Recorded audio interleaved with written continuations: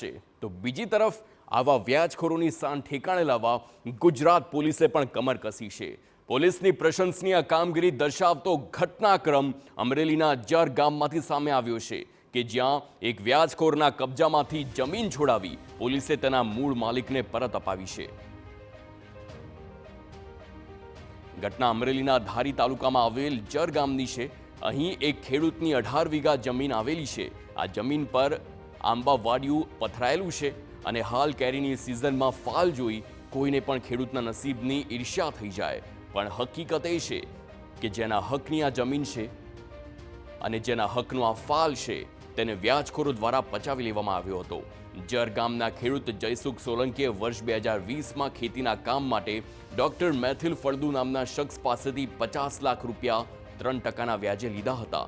તેમણે વ્યાજની ઊંચી રકમ પણ ચૂકવી, પરંતુ પાછળથી રકમ ન ચૂકવી શકતા આરોપીએ જમીન તેમના નામે કરાવી દેવા દબાણ કર્યું।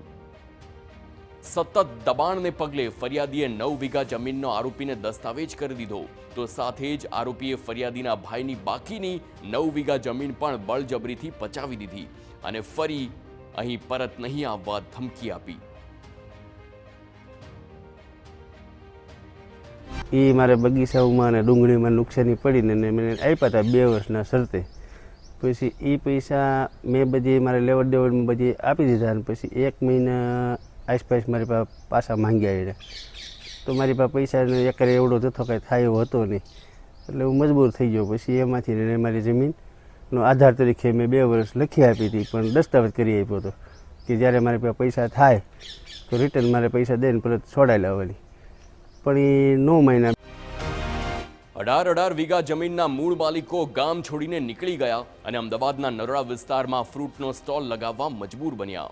જોકે સમગ્ર મામલે ફરિયાદી દ્વારા એસપી ખરાતને રજૂઆત કરાતા તાત્કાલિક સિટી પોલીસ એક્શનમાં આવી હતી। આરોપી ડોક્ટર મેથિલ ફળદુ સામે વ્યાજખોરી અને બળજબરીથી જમીન પચાવી પાડવાનો ગુનો દાખલ કરાયો છે। આરોપીને આ કાયદા વિરુદ્ધનું કૃત્ય હોવાનું જણાવતા ફરિયાદીએ પોતાના પિતાના નામે કરાવેલ જમીનના દસ્તાવેજ પરત કર્યા અને ગુજરાત પોલીસે પહેલી જ વાર તેના મૂળ માલિકના નામે દસ્તાવેજ કરાવી તેને જમીન પરત સોંપી છે અને આ એક દાખલો બેસાડ્યો છે એ તમામ વ્યાજખોરો સામે। રાજ્ય સરકારનું જે અભિગમ છે વ્યાજખોરીનું, અને રાજ્ય સરકારનું ડીજી ઓફિસ તરફથી 13 તુચકો અર્પણનું એક પ્રોગ્રામ પણ આયોજન કરવામાં આવે છે। એટલે જિલ્લા પોલીસ તરફથી એ વ્યાજખોરીના ફરિયાદમાં જેમાં પચાવી પાડેલ છે બળજબરીપૂર્વક, આમાં એ ખેડૂત જે ભોગ બનનાર છે એમની જમીન સફળતાપૂર્વક પરત આપવામાં આવેલ છે।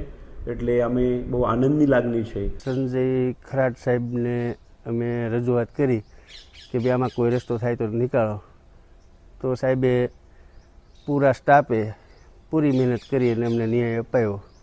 આખી ગુજરાતની બધી પોલીસનો ખૂબ ખૂબ આભાર।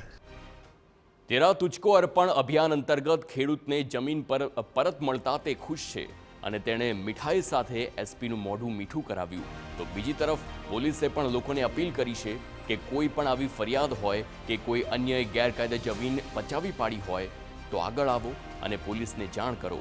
પોલીસે આવી ઘટનાઓમાં ત્વરિત કાર્યવાહીની ખાતરી પણ આપી છે।